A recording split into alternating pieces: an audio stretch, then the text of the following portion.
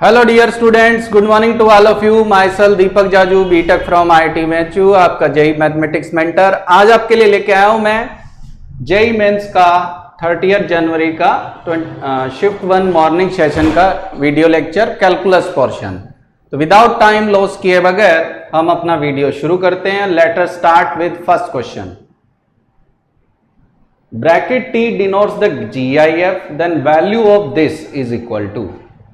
तो यहां पर ध्यान से देखा जाए तो 1 से 2 में x स्क्वायर e की पावर ग्रेटस x क्यूब। एक अच्छी चीज है, 1 से 2 का ग्रेटस जो होगा वो आपका नजर आएगा 1।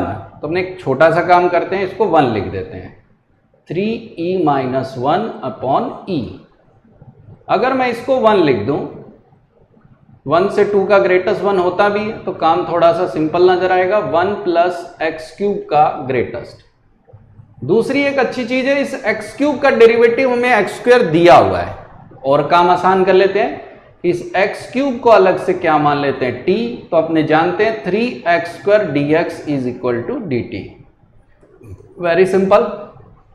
ये e का पावर 1 इससे कट जाएगा, 3x स्क्वायर dx को dt लिखा जा सकता है।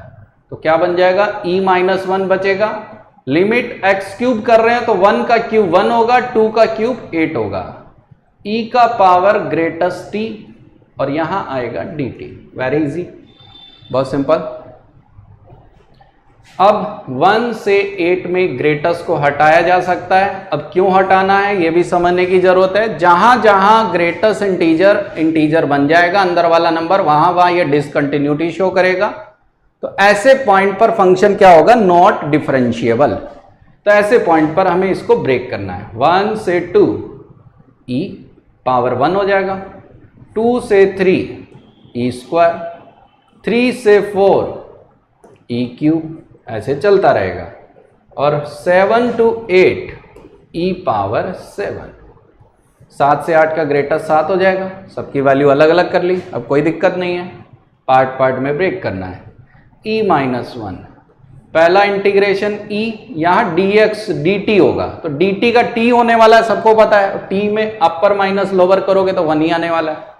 तो ये e आ जाएगा, ये सेकंड वाला e स्क्वायर, ये आएगा e क्यूब, और ये e पावर 7। ये देख सकते हो gp बन जा रहा है, जिसका पहला टर्म आपका क्लियरली नजर आ रहा है e। टोटल टर्म कितना है 7, कॉमन रेशियो कितना है e। तो फॉर्मूला है a r का power n minus 1 upon r minus 1। ये दोनों कैंसल आउट। फाइनल आंसर आ गया, e से मल्टीप्लाई कर दें, e power 8 minus e। Okay, तो ऐसा कोई ऑप्शन नजर आ रहा है तो देख लिया जाए, और वो ऑप्शन है आपके सामने, ये रहा। वेरी इजी क्वेश्चन, मार्क्स देने के लिए था, थोड़ा सा मेहनत तो करना ही पड़ता है। Second question, number of point on this curve at which the normal line are parallel to this line। normal line are parallel to this line। अगर थोड़ा सा देखा जाए तो नॉर्मल लाइन अगर इसके पैरेलल है, इसका मतलब नॉर्मल का स्लोप और इस लाइन का स्लोप इक्वल होगा। इस लाइन का स्लोप है माइनस एक्स का कोफिशिएंट अपॉन वाई का कोफिशिएंट। तो टेंजेंट का जो स्लोप होगा वो 90 हो जाएगा, m1 m2 माइनस 1 से। सिंपल, क्योंकि अगर दो लाइन आपस में परपेंडिकुलर है, और जानते हो टेंजेंट नॉर्मल आपस में परपेंडिकुलर होती है, तो दोनों का प्रोडक्ट माइनस 1 होगा। इसका मतलब टेंजेंट का स्लोप आपका आ गया 90। अब एक काम करते हैं, कर्व को डिफरेंशिएट कर देते हैं और y डैश की वैल्यू हम बता देते हैं कि आपकी 90 आनी चाहिए उस पॉइंट पर। तो 54 into 5 x power 4 minus 135 into 4 x cube minus 70 into 3 x square plus 180 into 2 x plus 210 is equal to 90। काम किया जा सकता है, पूरी टर्म में 30 से डिवाइड कर लेते हैं। 30 से क्या कर लेते हैं, डिवाइड। तो देख सकते हो 5 इंटू 2 ये कट जाएगा, 30 से डिवाइड करेंगे तो यहां आएगा 9x पावर 4 30 से डिवाइड करेंगे तो ये बचेगा 45 इंटू, यहाँ से क्या बच जा रहा है, 30 से डिवाइड किया तो 15 में ये आ जाएगा, 9 दूनी 18, सिंपल 30 से डिवाइड कर लेते हैं, 135 यानी 15 इंटू कितना 9 इंटू 4, और 30 से अगर मैं डिवाइड करता हूं तो यहाँ बचेगा 2, यहाँ बचेगा 15, 15 से ये कट गया, 9 दूनी 18, ठीक है, तो 18x³ आ गया, सिंपल। 15 से डिवाइड कर देते हैं तो ये जो टर्म आपका नजर आ रहा है 15 गया तो ये आएगा 14x², सिंपल। 15 से डिवाइड करेंगे तो 3 कैंसिल, 5 से डिवाइड किया तो 14, ओके। 15 से डिवाइड करेंगे यहाँ पर तो ये टर्म आपका नजर आएगा 302 कट जाएगा, 30 से डिवाइड किया, सॉरी 15 से क्यों, 30 से डिवाइड कर रहे हैं ना, तो ओके ये टर्म मिस्टेक हो गया। 30 से डिवाइड करेंगे ये 7 आएगा, 30 से डिवाइड करेंगे 0 कट गया, 6 दूनी 12x, और ये 4 बचेगा, 210 माइनस 90 120, 30 से डिवाइड किया तो 4। इसके फैक्टर करोगे आप, क्लियरली चेक कर लेना, 1 2 माइनस 1/3 माइनस 2/3, ये नंबर्स आपके नजर आएंगे। तो 4 ऐसे x है जहां पर टेंजेंट पैरेलल टू दिस है, इसका मतलब आपका ऑप्शन कौन सा ट्रू है, 4। थोड़ी सी कैलकुलेशन है, इतनी तो चलती है, मैथ से तो चलेगा। नेक्स्ट क्वेश्चन देखते हैं। Suppose f define from r से 0 से इनफाइनाइट, यानी ये डोमेन है, ये कोडोमेन है, be a differentiable function such that 5x + y fx into fy, f3 का वैल्यू 320 दे रखा है, तो इसका वैल्यू क्या होगा, क्या वैल्यू होगा, मतलब आपको n की वैल्यू 0 रख के, 1 लिख के, 2 लिखकर, और 3 और 4 5 6 वैल्यूज आपको रखनी है। थोड़ा सा काम ज़्यादा है, फिर भी कोशिश करते हैं हमने रखने की, इजी काम। अपने पास एक रिलेशन है कॉमन सा, 5fx + y is equal to fx into fy। अगर 5 ना होता तो एक बार दिमाग में आता कि एक्सपोनेंशियल है, पर ऐसा नजर नहीं आ रहा है, तो अपने कोई बहुत दिमाग लगाने की जरूरत नहीं, अपने वैल्यूज रख के काम चला सकते हैं। पहले x और y को हम 1 1 लिख लेते हैं, जैसे ही 1 1 लिखेंगे 5f2 is equal to f1 का होल स्क्वायर, फिर x को 2 लिख देते हैं और y को 1 लिख देते हैं, जिससे ये वैल्यू यूज भी हो जाएगी, f3 इज इक्वल टू 320, तो यह 5 इंटू f3 या आएगा f2 इंटू f1। f2 का जो वैल्यू आपका नजर आ रहा है वो नजर आ रहा है f1 का होल स्क्वायर बाई 5, तो यहां पर आएगा f1 का whole cube divided by 5। f3 का वैल्यू पुट कर देते हैं, 5 इंटू 5 इंटू 320, इधर f1 का क्यूब, क्लियरली f1 का वैल्यू यहां से आएगा 20, ये 800 हो जाएगा, 25 इंटू 320, 25 इंटू 320 800, 800 का क्यूब 20 का क्यूब हो जाएगा। f1 की वैल्यू मिल गई तो यहां पुट कर देते हैं ये वाले में, तो 5 into f2 is equal to f1 का क्यूब यानी 20 का स्क्वायर, क्यूब क्या स्क्वायर, तो यहां से f2 भी आपको आसानी से मिल जा रहा है, 400 बटे कितना 5, ये 80 आ गया, f2 आ गया। f3 पहले से ही पता है, f3 आपका 320, क्या कोई जीपी टाइप रेशियो है, 20 चौके 80, 8 चौके 320, इसका मतलब फिर अगला 4 से ही मल्टीप्लाई होगा, चेक कर लेते हैं हमें क्या, इसी रिलेशन में x को पुट कर देते हैं 4, y को पुट कर देते हैं, x को पुट कर देते हैं 3, y को पुट कर देते हैं 1, तो ये आएगा बेटा, x को पुट करने जा रहे हैं 3 और y को 1, तो दिस नंबर इज f4 इधर है F3 इंटू F1, तो यहां से F4 आपका नजर आ रहा है, F3 आपका आ गया 320 इंटू F1 आपने अभी फाइंड किया था 20, F1 आपका कितना आ गया था 20, ओके 5 से डिवाइड करें तो ये आ जाएगा 4, 5 से डिवाइड करेंगे तो ये 4 इंटू दिस 0, 8 और 4, ये आ गया 1280। इसका मतलब ये एक जीपी बन जा रही है, देख सकते हो एक जीपी बन जा रही है जिसका पहला टर्म 20 है, दूसरा 80, पहला 20, दूसरा 80, तीसरा 320 और चौथा चेक कर सकते हो 4 दूनी 8, 4 3 12। इसका मतलब F5 आप आसानी से फाइंड कर सकते हो 1280 इंटू कितना टर्म 4, तो ये आएगा 4 इंटू 0, 8 चौके 32, 12 चौके 48, 5120।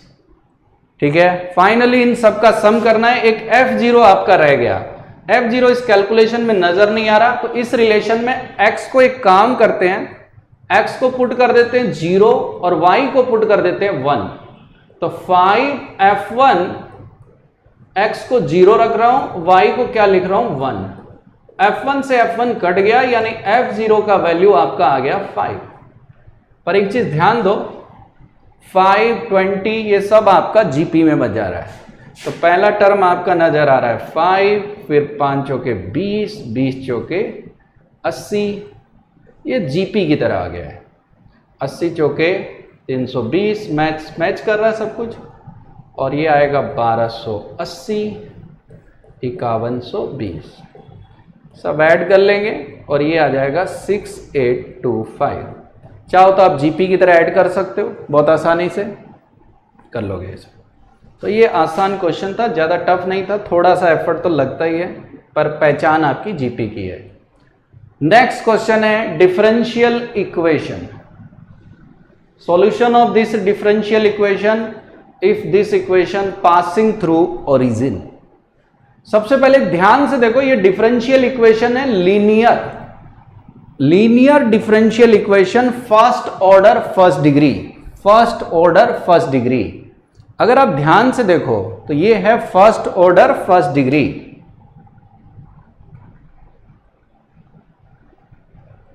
ध्यान से देखो क्या है, सबसे पहले हम फाइंड करेंगे इंटीग्रेटिंग फैक्टर, जो बहुत इंपॉर्टेंट है। e की पावर में -3x power 5 tan inverse x cube upon 1 plus x power 6 power 3/2 dx। यहां पर एक आसान काम किया जा सकता है, और वो क्या है, x क्यूब को हम tan थीटा ले लें। इसको इंटीग्रेट करने के लिए और कोई रास्ता फील नहीं आ रहा, थोड़ा कॉम्प्लिकेटेड लग भी रहा। x क्यूब को tan थीटा लेंगे तो 3x² dx is equal to second square theta d theta minus e की पावर में माइनस आगे रहेगा, x क्यूब को tan थीटा लिखेंगे, ये tan थीटा, ये आएगा, ये टर्म आपका आ गया डी थीटा, ये आपका आ गया थीटा, और ये डी थीटा का टर्म है सेकेंड स्क्वायर थीटा। नीचे 1 प्लस tan स्क्वायर का होल पावर 3/2, ये चेक करो सेकेंड क्यूब बन जाएगा। क्या बन जाएगा, सेकेंड क्यूब। e की पावर में ये आ गया माइनस, सेकेंड स्क्वायर से ये कट गया, एक सेक बचेगा, और tan बटे सेक आपका होता है साइन, e की power sine theta into theta. इसको सॉल्व करना बहुत आसान है, इंटीग्रेशन बाय पार्ट्स, जो आप आसानी से कर भी सकते हैं। साइन थीटा को फर्स्ट सेकंड फंक्शन मान लेंगे, थीटा को क्या मानेंगे, फर्स्ट। इसको इंटीग्रेट करेंगे तो ये आएगा minus cos theta minus minus plus cos theta into theta, minus करके आएगा सेकंड पार्ट में कोस थीटा। सबको पता, ये समझा नहीं रहा, याद होना चाहिए। कोस थीटा का फिर साइन हो जाएगा, कोस थीटा आ जाएगा, तो ये माइनस, फिर यहां पर आ जाएगा साइन थीटा। साइन चेक कर लेते हैं, साइन का माइनस कोस, बीच में कोस, फिर साइन, तो माइनस ही रहेगा। कैसे चेक करेंगे? आसान तरीका, कोस का माइनस साइन होता है theta minus cos, minus sine theta T theta, और थीटा का 1 कोस का ये एकदम परफेक्ट है। ई की power cos theta theta sine theta, theta sine theta का बाई पार्ट से मेरे हिसाब से सबको आता है, तो इसको समझाने की बहुत जरूरत नहीं। मैंने क्लास में भी बताया था कि एक्स साइन एक्स का तो आपको रटा ही होना चाहिए, ठीक है ना। एक्स साइन एक्स का, टेन इनवर्स एक्स का, एक्स सी की पावर एक्स का, एक्स कोस एक्स का, ये सब commonly x sine x, x cos x का ना, तो ये सब आपका रटा होना चाहिए। समझ में आ रही है बात? ठीक है, कोई दिक्कत? अब देखो, इसको थीटा में रखना नहीं है, दूसरा काम वापस एक्स में लिख देते हैं। एक्स क्यूब अगर टेन थीटा है तो एक ट्राइंगल फ्रेम कर लेते हैं, right angle triangle, theta tan theta आएगा एक्स क्यूब अपॉन 1, ये आएगा root under 1 plus x power 6। Theta की वैल्यू आप चेक करो, कोस थीटा की वैल्यू है, थीटा की वैल्यू है tan inverse x cube, sine theta की वैल्यू है एक्स क्यूब, और दोनों के, और ये आएगा 1 बाई दिस टर्म और ये दिस बाई दिस टर्म, तो ये नीचे आएगा 1 plus x power 6। Integrating factor ही देखो कितना बढ़िया लेंदी पूछा है, पर मजेदार बात है, सीखने को काफी कुछ मिला। अब फाइनल फॉर्मूला देखते हैं, वहां पे कितना एफर्ट अपना लग पा रहा है। y into integrating factor, formula रहता है y into integrating factor, tan inverse x cube minus x cube upon 1 plus x power 6 is equal to 2x into e की पावर में x cube minus tan inverse x cube upon root under 1 plus x power 6 into integrating factor. और एक तो ध्यान से देखो, मैं लिख क्यों नहीं रहा, क्योंकि इंटीग्रेटिंग फैक्टर और ये दोनों का जो प्रोडक्ट है वो चेक करो 1 आ रहा है, पावर 0 हो जाएगी। इसको यहां पुट करो और देखो पावर आपकी क्या हो गई 0, तो कुछ काम तो आसान हुआ है। तो फाइनली क्या आ जाएगा, y इंटू ई की power tan inverse x cube minus x cube upon root under 1 plus x power 6 is equal to, ये दोनों का प्रोडक्ट तो 1 हो गया, और x के रेस्पेक्ट में इसका इंटीग्रेशन 2x का कितना x स्क्वायर, और एक कांस्टेंट ऐड कर देंगे क्या, c। क्या ऐड कर देंगे, c। थोड़ा सी स्पीड ज्यादा होगी, क्वेश्चन भी बड़ा बड़ा दे रखा है इस पेपर में, कोई बात नहीं। अब अगला काम क्या करते हैं, पासिंग थ्रू ओरिजिन, तो x 0 रखेंगे तो क्वेश्चन कह रहा है y 0 आना चाहिए। लो भैया, x 0 रखूंगा, y 0 रखूंगा, तो देख सकते हो c का वैल्यू भी आपका कितना हो गया 0, c का वैल्यू भी कितना हो गया 0। क्या पूछा है x की जगह कितना वैल्यू रख दो 1, x की जगह 1 रख देते हैं, तो y इंटू ई की पावर ये है π/4 माइनस 1 अपॉन रूट 2। x की जगह 1 रखूंगा तो ये 1 आ गया, e को इधर ले आएंगे और उल्टा कर देंगे, तो y की फाइनल वैल्यू आ जाएगी e की पावर में क्या होगा 4 minus pi upon 2 root 2। LCM ले लेंगे, इसको नीचे लाएंगे, उल्टा करेंगे तो माइनस लग जाएगा। क्या ऐसा कोई ऑप्शन नजर आ रहा है क्या? ओके, 2 रूट 2 कैसे आया, 4 रूट 2 सॉरी, ये वाला एलसीएम लेंगे तो यहां 4 आ जाएगा, पहला ऑप्शन सही है। तो लेंदी क्वेश्चन है, हार्ड नहीं है, थोड़ा टाइम तो लगता है। देखो अगला क्वेश्चन देखते हैं। Let alpha be the area of larger region bounded by this curve and line y equal to x and x equal to 2 which lies in the first quadrant, then 3 alpha is equal to. तो पहला काम क्या किया जाए, figure बनाने की हम कोशिश करते हैं। ये रहा xy एक्सिस, ये रहा पैराबोला, ये रही line y equal to x, और y इक्वल टू एक्स यहां रखेंगे तो ये प्रोबेबली 8,8 पे कट करेगा ना, 8,8 पे कट करेगा। एरिया हमें चाहिए फर्स्ट क्वाड्रेंट। दूसरा, एक लाइन इसने कहा है ड्रॉ करो x का वैल्यू 2। ये बहुत ट्रिकी क्वेश्चन है, क्लास में मैंने बहुत सारे रिजल्ट्स आपको बताए थे, उनका अपने यूज करेंगे तो काम बड़ा आसान होने वाला है। देखो दो एरिया नजर आ रहे हैं फर्स्ट क्वाड्रेंट में, इस लाइन पैराबोला और इस लाइन से। एक एरिया मैं अलग कलर से शेडेड करता हूं, एक ये वाला, दूसरा एरिया ध्यान से देखो ये वाला। क्वेश्चन में पूछा गया कौन सा जो है वो लार्जर रीजन, लार्जर एरिया चाहिए। तो लार्जर एरिया फाइंड करने के लिए क्या है, पहले हम पूरा एरिया ढूंढ लेते हैं। और आपको याद होगा एक लाइन और एक पैराबोला का जब हम एरिया ढूंढते हैं तो एक एरिया, पहला एरिया आएगा पूरा का पूरा, वो आएगा 8/3 a square by m cube. एक फॉर्मूला मैंने बताया था, एक पैराबोला y स्क्वायर बराबर 4ax और y बराबर mx जो लाइन होती है उसका टोटल एरिया होता है पूरा यहां से लेकर यहां तक, टोटल एरिया। ये मैं कह सकता हूं A1 area plus A2 area, दोनों area, A1 area plus A2 area. इसको नाम दे देते हैं A1, इसको नाम दे देते हैं A2। ओके, A का वैल्यू यहां चेक करो 2 नजर आ रहा है, तो 8/3, वन सेकेंड, 2 का स्क्वायर बाई एम क्यूब, 4 8 32, 32 बटे कितना 3, ये आ गया। दोनों एरिया का जो सम है वो 32 बटे कितना है 3।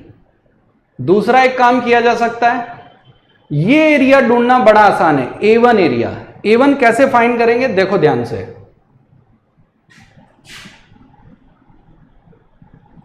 A1 जो एरिया है पहले हम पूरा ये एरिया फाइंड कर लेते हैं। और इसका टेक्निक क्या था कि इस पॉइंट से वर्टेक्स पे टेंजेंट बनाएंगे, वर्टेक्स पे क्या ड्रॉ करेंगे टेंजेंट, और ये जो पॉइंट है यहां से ड्रॉप करेंगे परपेंडिकुलर, और जो ये रेक्टेंगल बन रहा है, ये क्या बन रहा है रेक्टेंगल, उसका ये जो एरिया होता है पैराबोला वाला, ये इस रेक्टेंगल का एरिया का 2/3 होता है। अगर आप x का वैल्यू 2 पैराबोला में रखते हो तो y का वैल्यू नजर आ रहा है आपका कितना, x का वैल्यू 2 रखते हो पैराबोला में तो y का वैल्यू 4 नजर आ रहा है। तो ये A1 है, ये पूरा एरिया, किस एरिया की बात कर रहा हूं ध्यान से देखो, ये पूरा एरिया, ये पूरा एरिया इस रेक्टेंगल का एरिया का होता है 2/3। तो कैसे 2/3 इंटू, अगर आप ध्यान से देखो तो इसका जो विड्थ है वो 2 और हाइट कितनी 4, 2 × 4। पर हमें ये पूरा एरिया नहीं चाहिए तो माइनस एक काम करेंगे अपने, ये जो ट्राइंगल नजर आ रहा है जो मैं व्हाइट कलर से कर रहा हूं, इस ट्राइंगल का एरिया सबट्रैक्ट कर देंगे। इस ट्राइंगल का ध्यान से देखो, बेस है 2, हाइट है 2, तो minus half into base into height. अपर माइनस लोअर से भी काम चल सकता था। तो ये आ जाएगा कितना 8, 8 दूनी 16, 16/3, और ये 2 से 2 कट गया -2, ये 10/3। A1 एरिया 10/3 है, A2 चाहिए तो A1 में से दोनों के सम में से A1 घटा देंगे तो A2 आ जाएगा। तो 32/3 -10/3, ये वैल्यू आपकी 22/3। और क्लियरली है कि ये A2 एरिया आपका ज्यादा है। तो क्वेश्चन ने पूछा लार्जर एरिया, तो दिस वैल्यू इज 22/3, और उसकी वैल्यू उसने जो दे रखी है अल्फा दे रखी है, तो this number is alpha. Question में पूछा 3 अल्फा क्या होगा, तो 3 से मल्टीप्लाई कर देंगे 22/3 का, तो आंसर आएगा 22। Very simple. तो ये ट्रिक्स आपको ध्यान रखनी चाहिए कि ये पैराबोला है, और अगर इसका एरिया इसके कोई डबल ऑर्डिनेट के साथ चाहिए तो वर्टेक्स पे टेंजेंट ड्रॉप करके उस यहां से जहां इंटरसेक्टिंग पॉइंट है वहां से परपेंडिकुलर ड्रॉप कर लेते हैं, और इस रेक्टेंगल के एरिया का ये एरिया क्या होता है 2/3। चलते हैं फिर आगे देखते हैं लिमिट का क्वेश्चन। पेपर में इंटीग्रेशन ज्यादा है, लिमिट्स और अदर चैप्टर्स कम दिए हैं, तो कोई बात नहीं। 48/x⁴, थोड़ा सा इसे ढंग से लिख देते हैं, 48 और ऊपर लिख देते हैं 0 से x t³ upon t power 4 plus 1, नीचे है t power 6 plus 1, t power 6 plus 1। समझ में आ रहा है सबको? x अप्रोचिंग टू क्या हो गया? 0। अब ध्यान से देखो 0 पर, ओ सॉरी, नीचे ये नहीं है, नीचे क्या दिया? x power 4। ओके, 0 पर ध्यान से देखो, 0 से 0 में ये वैल्यू है 0, नीचे ये भी 0, यानी फॉर्म है 0/0। हम लगाएंगे लेबिनीज रूल और दूसरा L hospital rule. Similar question classroom से था, मैंने क्लास में ऐसा एग्जांपल भी लिया था। 48 नीचे का ऊपर का डेरिवेटिव करेंगे तो अपर लिमिट का डेरिवेटिव 1 पुट करेंगे, x³ upon x power 4 plus 1, नीचे का डेरिवेटिव करेंगे तो ये आएगा 4x³। ये दोनों आपस में कैंसिल हो गए और मेरे हिसाब से क्वेश्चन सॉल्व है। 4 से इसको डिवाइड करेंगे, कितना आएगा? 12। 0 रखेंगे तो नीचे आएगा 1, आंसर कितना? 12। चलो, कोई तो इजी क्वेश्चन मिला। इंटीजर टाइप फ्री के नंबर ढूंढने पड़ते हैं पेपर में, और कुछ नहीं है। ऐसा क्वेश्चन भी क्लास में कराया, बस उसी को थोड़ा आगे कर दिया। कई बार इस तरीके का क्वेश्चन पहले भी आ चुका है। f1 function 3x plus 2 2x plus 3 दे रखा है, जिसका ये डोमेन है, और n 2 या 2 से ज्यादा है, उसके लिए ये रिलेशन आपका फॉलो हो रहा है। क्या रिलेशन है?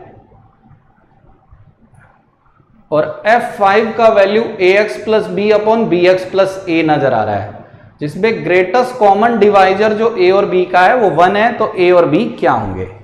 तो चलो शुरू करते हैं। कैसे करते हैं मैं हिंट देता हूं, बहुत सिंपल क्वेश्चन है। इस रिलेशन में एक काम करेंगे, ये वाले में, इसकी बात कर रहा हूं मैं, कि n की जगह हम पुट कर देते हैं 2 और f2 फाइंड करते हैं। तो देखो f1 ऑफ n की जगह 2 रखेंगे f1, यानी सीधा सा मतलब है इस f में x की जगह दोबारा fx लिखना है। तो देखते हैं क्या आएगा। 3 इंटू ये टर्म है 3x plus 2 upon 2x plus 3 plus कितना? 2, नीचे आएगा 2 into 3x plus 2 upon 2x plus 3 plus कितना? 3। अगर एलसीएम लिया जाए तो क्या आएगा? 3 3 9 और ये 2 दूनी 4, 13x, 3 दूनी 6, 3 दूनी 6, ये 12। इसी टाइप से नीचे आ जाएगा 12x प्लस 13। देख सकते हो उसी टाइप का आ रहा है, ax plus b, bx plus a। चलो f3 फाइंड करते हैं। f3 फाइंड करेंगे तो इसी फॉर्मूले में n की जगह 2 रख देंगे, 3 रख देंगे। 3 रखेंगे तो f1 ऑफ f2 आ जाएगा। इसका मतलब f में x की जगह दोबारा आपको ये f2 लिखना है, यानी ये टर्म आएगा 3 into 13x plus 12 upon 12x plus 13 plus 12, 2 into 13x plus 12 plus 12x plus 13 plus कितना?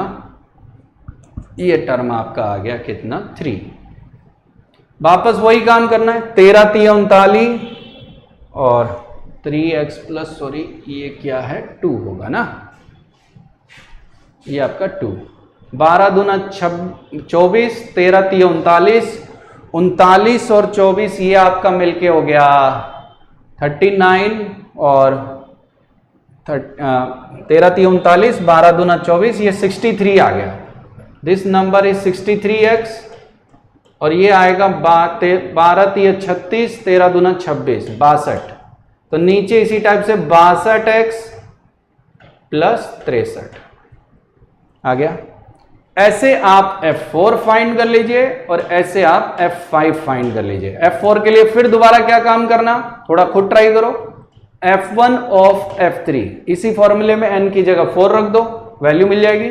और ऐसे ही f5 आप फाइंड कर लेंगे आसानी से, और वो आएगा आपका कुछ इस तरीके से 1563x प्लस 1562।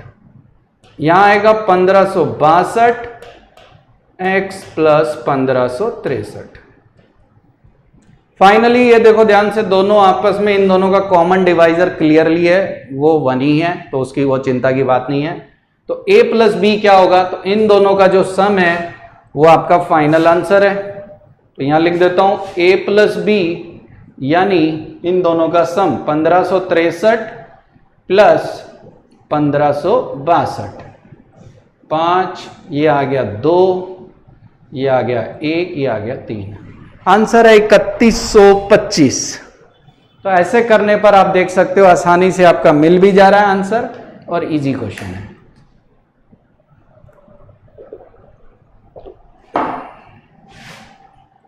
ओ फिनिश हो गया। तो देखा जाए तो ये ठीक था, कैलकुलेशन थी। ये एग्जाम में फ्री के नंबर है, सर्च करने होते हैं। ये थोड़ा सा इनोवेटिव क्वेश्चन है, हार्ड क्वेश्चन नहीं है, बट ये है कि आपकी कैलकुलेशन अच्छी हो और आपको रिजल्ट्स याद होने चाहिए। मेरे हिसाब से मैंने करवाए थे, सबको पता होगा रिजल्ट। ये क्वेश्चन कैलकुलेटिव था, काफी ज्यादा लेंथी क्वेश्चन। ये ठीक था जीपी बनाने वाला, ये भी आसान और ये भी आसान। तो थोड़ा सा ये पिछले सारे पेपर से देख सकते हो, अच्छा क्वेश्चन दिया था इसमें। मतलब आप इतना आसानी से कैलकुलेशन पोर्शन को 2-3 क्वेश्चन को छोड़ के बाकी हर क्वेश्चन में आपको अक्कल लगानी पड़ेगी। तो ये तो डिपेंड करता है क्या किए आपने, कितनी प्रैक्टिस की है। तो मिलेंगे ऐसे और कंटेंट के साथ नेक्स्ट वीडियो में। Thank you, thank you, thank you.